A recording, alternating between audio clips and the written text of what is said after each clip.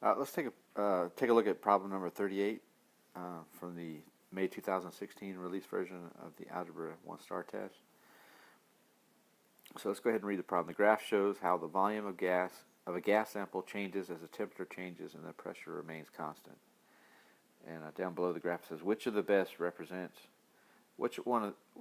best represents the rate of change in the volume of the gas sample with respect to the temperature.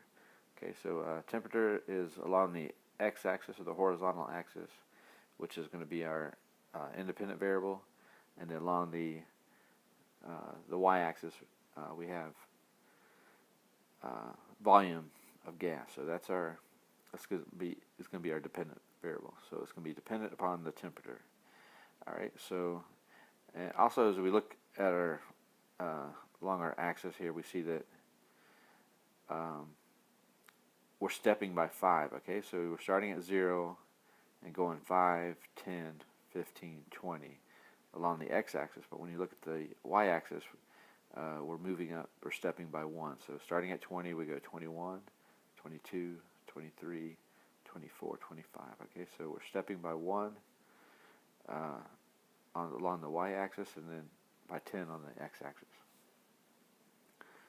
So we can go about this problem a couple different ways. We can just kind of look at the change in between 2 points and then evaluate the change in x, change in y over the change in x, or we can just grab 2 points and use the slope formula.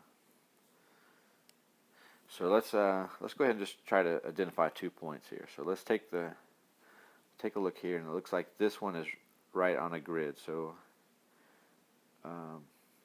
so we're going to take this point here, okay? So it looks like our x value is going to be 5, and our y value is going to be 22. So let's go ahead and write that point. So we have 5, 22. Okay, and then let's try to find another point.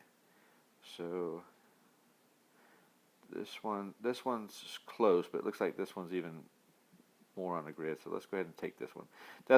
Since it's a constant rate of change, it doesn't matter which 2 points we choose. So let's go ahead and let's take this one, okay? So it looks like our x value is going to be 30, and our y value here is going to be 1 less than 25, which is 24. So our next point is going to be 30, 24, okay? So let's go ahead and set up the slope formula. So we have m equals y2 minus y1 divided by x2 minus x1. And let's go ahead and plug in our value. So let's let this be, the second point here be x2, y2. And we'll let the first point here be x1, y1. Okay. So let's go ahead and replace our values. So we have 24, which is our y2, minus 22, which is our y1, divided by x2, which is 30, minus 5, which is our x1. Okay, so let's go ahead and evaluate that, starting with the numerator. So we have 24 minus 22 in the top, so that gives us 2, and then 30 minus 5 gives us 25 in the bottom. Okay. So if you look at our answer choices, we see that looks like the closest one we may have here is the 1/12.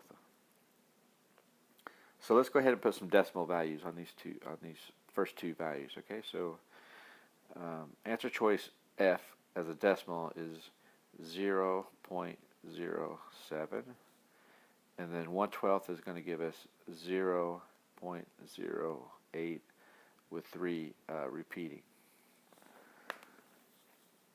And let's now look at 2/25. So if we divide both the numerator and the denominator by 2, we're going to get 1 over 12.5.